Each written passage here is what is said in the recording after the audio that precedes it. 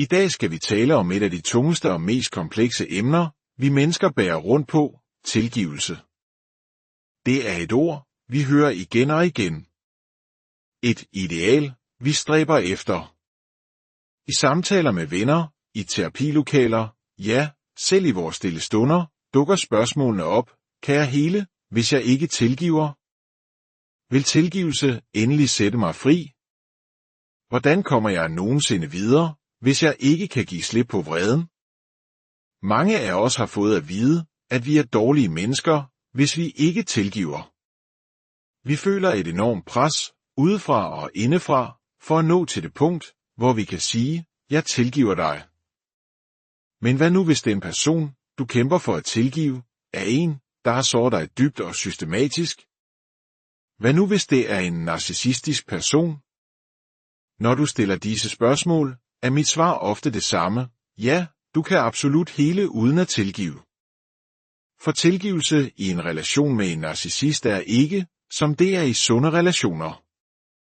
Og før vi bruger al vores energi på at gruble over, om vi skal tilgive dem, er der et langt vigtigere spørgsmål, vi bør stille: kan en narcissistisk person overhovedet tilgive dig? Svaret er, med stor sandsynlighed, nej. Mens du sidder der og kæmper med din samvittighed, kan jeg garantere dig for, at de ikke gør det samme for dig. For lad os være ærlige, vi er alle mennesker. Vi begår fejl. Selv i de mest opslidende relationer med narcissistiske personer, kan vi komme til at sige eller gøre noget forkert. Vi kan bryde en tillid. Det er uundgåeligt. I sunde relationer findes der en vej frem. Man kan give en oprigtig undskyldning. Man kan tage ansvar. Man kan ændre adfærd. To sunde mennesker kan finde hinanden igen, lære af fejlen og genopbygge tilliden. Men dette er ikke den virkelighed, der eksisterer i en narcissistisk dynamik. Så hvad sker der, når du har gjort noget forkert over for en narcissist? Hvad gør de, når de ikke kan tilgive? Nogle af jer tænker måske: jamen, den narcissistiske person i mit liv sagde, at de tilgav mig. Lad os bryde den illusion nederst. For det første, i mange tilfælde vil de slet ikke tilgive dig. Din fejl, uanset hvor lille den var, vil blive et våben, de bruger mod dig i dagevis, ugevis og tier. Du vil høre sætningen: hvordan kunne du gøre det mod mig, igen og igen. Det vil lyde, som om du er den eneste person i verdenshistorien, der nogensinde er blevet gjort uret. For det var ikke bare en fejl, det var dig, der gjorde noget mod store og fantastiske dem. Deres grandiositet og følelse af at være speciel gør enhver lille forurettelse til en personlig fornærmelse af episke proportioner. Her i vores del af verden, hvor mange af os er opdraget med janteloven og en vis ydmyghed, står denne tankegang i skærende kontrast. De tror vitterligt, de er universets centrum, og at dine handlinger kun eksisterer i relation til dem. For det andet, selv hvis de lader som om, de tilgiver dig, vil de bære nag for evigt.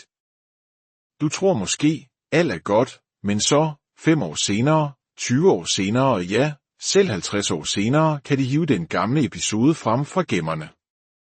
Vi ser det tydeligt i familier, hvor nag kan gå i arv gennem generationer. Narcissistiske forældre, bedsteforældre eller onkler, der holder fast i uretfærdigheder begået af folk, der for længst er døde. Mennesker, der ikke taler sammen, og som er klippet ud af familiebillederne. Husk på dette: nag og tilgivelse kan ikke eksistere samtidig. Hvis en person holder fast i nag, har de ikke tilgivet dig, uanset hvad de siger. For det tredje, narcissister er ekstremt optaget af, hvordan de ser ud for andre.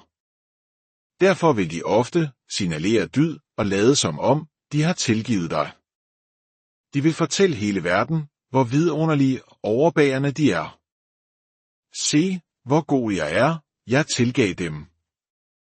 Men bag lukkede døre er virkeligheden en helt anden.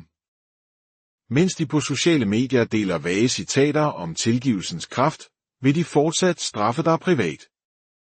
Du bliver ramt 2 gange, først af deres hykleri, hvor verden ser dem som helgener, og derefter af deres vedvarende vrede, når ingen kigger. For det fjerde, de vil bringe det op igen og igen. Narcissistiske personer grubler intenst, når de føler sig forurettet. Det bekræfter på en mærkelig måde deres verdensbillede, at alle er ude på at ramme dem. Det er deres evige offerrolle. De kan simpelthen ikke fatte, at nogen kunne gøre noget mod dem, for de er jo så specielle. Uanset hvor mange gange du undskylder, tager ansvar eller forklarer dig, vil det aldrig være nok. 25 år efter kan de stadig spørge, hvorfor gjorde du det? Hjælp mig med at forstå. Men intet svar vil nogensinde tilfredsstille dem, for de lytter ikke for at forstå, de lytter for at finde ammunition. Og endelig, for det femte, hævngerrighed. De fleste af os kan føle en trang til hævn, men for de fleste sunde mennesker aftager den med tiden. For narcissister er hævntørsten ofte frisk og konstant. Hvis de opfatter, at du har gjort dem uret, er det at gøre gengæld en central del af deres måde at være i verden på. At få hævn er det modsatte af at tilgive. De tror fuld og fast på princippet om øje for øje, tand for tand. De kan vente i årevis på den rette anledning til at såre dig, og vil bagefter retfærdiggøre det med ordene, nu er vi kvit. Det havde du fortjent efter det, du gjorde mod mig. Ofte er deres hævn langt ude af proportioner med den oprindelige fejl, men i deres sind er regnskabet nu gjort op. Narcissistiske mennesker har et kompliceret forhold til tilgivelse. De mener, de fortjener den. De bruger den til at fremstå moralsk overlegne. Men de forstår ikke, hvad det vil sige. At tilgive oprigtigt betyder, at man giver slip på bitterhed. At man holder op med at straffe den anden. At man ikke konstant bringer fortiden på bane. At man bevæger sig fremad i god tro. En narcissistisk person kan simpelthen ikke gøre dette. Deres raseri, deres passive aggression, deres offermentalitet, deres dobbeltmoral og deres patologiske selvoptagethed gør ægte tilgivelse umulig. Så inden du piner dig selv og spekulerer på, om du er et dårligt menneske, fordi du ikke kan tilgive en person, der har skadet dig igen og igen. Inden du tror, at din heling afhænger af, at du kan udtale de ord. Så husk på dette, narcissistiske forhold er defineret af en total mangel på gensidighed. Og tilgivelse er blot endnu et område, hvor denne ubalance kommer til udtryk. Din heling er din egen personlige rejse. Om du tilgiver eller ej, er en beslutning, kun du kan træffe. Men husk, at hvis det ikke føles rigtigt, så kan du hele helt fint uden. Du skylder ikke din overgriber tilgivelse for at blive hel igen. Du skylder dig selv fred.